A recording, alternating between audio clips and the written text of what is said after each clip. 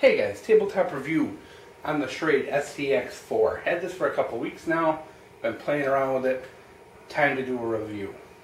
Kind of an oddball review here, because it's a technical tomahawk, they're tough to review. Well, let's just go over this real quick. It's just a hair under 16 inches long, right around 2 pounds, right around a 3-inch cutting edge.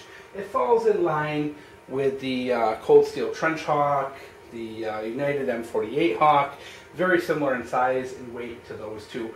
Really just kind of slight differences. I know some people are really into the numbers, but you know, for all intents and purposes, they're pretty close. And they're also very close in price. They're all around $40. So they compare very well together between the three of them. And this particular one has some advantages over them and some disadvantages, and we're going to talk about those and give my overall review. And like I mentioned before, tactical tomahawks are very difficult to review. As a gear reviewer who's been doing this for a couple of years now, tactical tomahawks are tough. They're tough because they're not an axe, they're not a knife, they're not a gun, they're not any particular item, but they can be used as all of those things. You know, the tactical tomahawk is a jack of all trades, master of none. And it's a very difficult piece of gear to review because of that. Because I can't go out and say this is the best wilderness survival tool ever, because a full-blown axe is going to be better. I can't go out and say this is the best defensive weapon you're going to own, because, you know, a firearm or a good defensive knife might be better. I can't go out and say this is the best of anything. What it is pretty good at all of them, which makes it a really versatile tool. And that's why a lot of people are drawn to the tactical tomahawk, is that versatility. It is that jack of all trades, master of none. And it's not for everybody. Some people want that axe. They want that Grand Forest Brooks. They want that machete. They have that particular piece of gear they don't want to compromise. So keep that in mind when you're looking at this, that this is not an axe. It's not going to cut like an axe. It's a tactical tomahawk. It's meant to do many things all together. So it does make it difficult to review, and it makes it difficult to talk about, because there's always going to be people who are going to be unhappy and buy this and say, geez, you know, this thing doesn't cut wood as good as an axe. Well, it's not an axe. So enough of the rant. Let's get on. What do I like about it? What don't I like? Why should you buy it? Okay, first of all, what do I like? One-piece steel construction, and the handle is hardened steel, so it will not bend on you.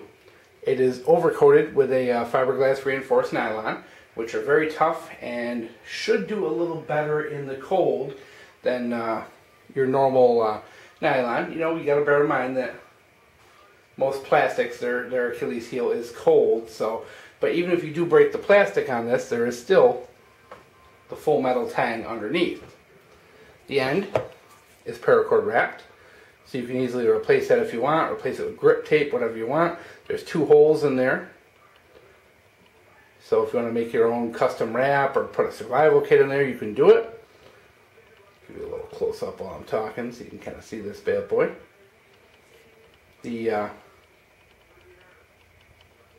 So I do like that. A lot of the survival kind of tomahawks, tactical tomahawks out there often don't use a hardened steel tang. This is a good advantage over them. The back of this thing, the spike, is ground right. It's wickedly sharp and really has some fantastic penetration. It's done right. Powder coating is pretty tough. I did a lot of splitting, a lot of cutting, a lot with this, and really aside from like a few places, and it's mostly just dirt on it anyway, the edge really, or I'm sorry, the powder coat really didn't come off at all. So the coating is tough enough for regular hard use, so you don't have to worry. I know a lot of times you spend a lot of money on gear, you get it home, you bring it in the backyard just to test it, and you lose like half your finish on the first test. No, this thing, the powder coating is pretty decent. Overall, the balance, I like the balance on this, but with a warning. It has a really good balance because of the hardened steel handle and the steel in there. There's a good balance. but it also makes the head feel a little underwhelming. When you hold it, there's not as much weight in the head as, say, your cold steel tomahawk, which has the larger, has a slightly larger metal head, as you can see, slightly larger, but then all the weight is in the head because the handle is all polymer. So it has that good forward shift in the weight, whereas this is a little more evenly balanced. It is nice when you're doing work. The balance is very nice. It holds in the hand. I didn't really fatigue using it like the cold steel. The cold steel is tough to keep a hold of. It's got this handle. The handle gets slippery. The handle's a little thicker. It's a little difficult to hold on to this, and it fatigues you a little more using it than this. I find this to be easy to use because it is an oval shape as opposed to round, and it's not slick at all, so you can hold on to this and use it for a long time without fatigue setting in. So I think that's a really good positive there as well. So the overall balance is pretty good. I really wish, and if the Schrade people listen to this video, I would really love to see future versions of this with just a little more weight in the head. Just, maybe an extra quarter pound or so in that head. It would really give it a little better chopping power. So what don't I like? Well, what don't I like? First thing I don't like is the way the plastic comes up to the head here. There's a little bit of a gap there, as you can see. I don't know if that's a fit and finish problem or just they can't get the plastic that high up on the head. I'm not sure, but my worry is that water and moisture will get down in that crack and corrode the handle. I'm not sure. It's probably molded on there pretty good, so it might just be a groundless fear. But that is one thing I don't like. The second thing I don't like is the edge grind. It's a very steep bevel on the edge. This gets plenty sharp for use in the back yard, but this is not something you're going to get to be laser sharp because it is a really thick bevel on there. I really wish it was a little more of a rounded bevel to it as opposed to a it's a very similar bevel you would see on a pocket knife, where you have your initial grind, then your last bevel comes in at kind of a point. I really didn't want to see that. I wanted to see a little bit more of that concave, the convex edge is what I wanted to see on it, a little more rounded off as opposed to kind of just that chiseled out bevel. So is that something I can alter on my own? Absolutely. A little time, a little effort. It's something I can definitely do. But, it is just my opinion. It's something I don't like about it. I don't like the sheath. It's for a tactical tomahawk, having a nylon sheath that you have to pull in from the bottom isn't very convenient. You can't get it out quickly. You can't remove it quickly. For a tactical tomahawk, you want something you can access quickly. So I'm not a big fan of the sheath. It's good quality, don't get me wrong. It's made well. It's got a belt loop. It's got really good, strong rivets to it. It fits good. It's completely 100% safe. But my expectation for a tactical tomahawk is to have a sheath where you can get to the item quickly. This is something not. You're going to have to unsnap it, lift it up and out. It's going to take a little extra time. Other thing I don't like, sweet edge, the sheath, that little gap. I'll expand a little bit on what I said before about wanting a little more weight in the head. This thing's a little underwhelming when it comes to cutting. I did tests on both green wood and dead wood. I've got a whole bunch of wood in the back from last season that's good and seasoned and ready to be split, and I took this to some of that, and it actually splits fairly well. It splits on par with a 1.5 pound hatchet.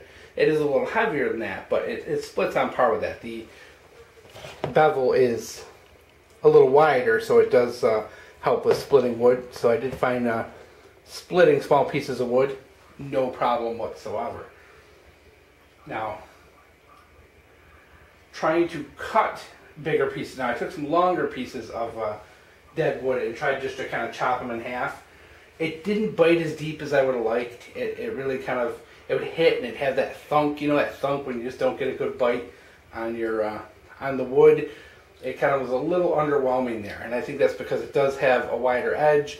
It doesn't bite in as deep. Plus the edge isn't as rounded as something like this cold steel. You know, you're getting a little more of an acceleration of the cut. That edge is a little bit flatter, so performance there was a little weak. Now for green wood, this thing slices and dices through green wood like you wouldn't believe. I've got a whole bunch of buckthorn and some really just garbage brush on the property I've been clearing out and replacing with good like nut bearing trees and all that. And this thing goes through green wood like butter, no problem. But some of that hardened, you know, just dried out, seasoned dead wood, this thing's a little wimpy for that. It needs a little more if it's going to handle that kind of work. So with all that said, you know, it's good. This is something you can use for anything. This back spike, my God, I sunk this into a couple tree trunks. I sunk it into some wood. That back edge is just devastating. That as a weapon, my God, I would never want to be hit by that back edge. It is a very impressive spike, and it does a lot of damage to wood. I can only imagine what that would do to a person in a defensive situation. It really is nicely done. As a camp axe, you know, I find it a little on the weak side, but it's not just a camp axe. It's not a wilderness survival tool. It's meant for everything. So, with all that, yeah, I think it's a great addition to the collection. It fits right in with the Trench Hawk and the M48 and the SOG Fast Hawk and all those other tactical tomahawks out there in this budget range. Because really, once you get much cheaper than this, you're getting into those really junky kind of M-Tech ones that you don't know what you're getting. But this one here seems to be very comfortable to use, which is one of the biggest bonuses. It works well, and it's right on par with the other ones. You know, I have some minor things I don't like about it, but I'm a gear reviewer. That's my job. My job is to find things I don't like, show you guys the pros and the cons of this equipment, and let you make your own decision about whether or not you want the product. So there it is, guys, the SCX4. Nice, tough, rugged, but you got to be into tactical tomahawks if you're going to buy this thing, because otherwise you're going to be disappointed.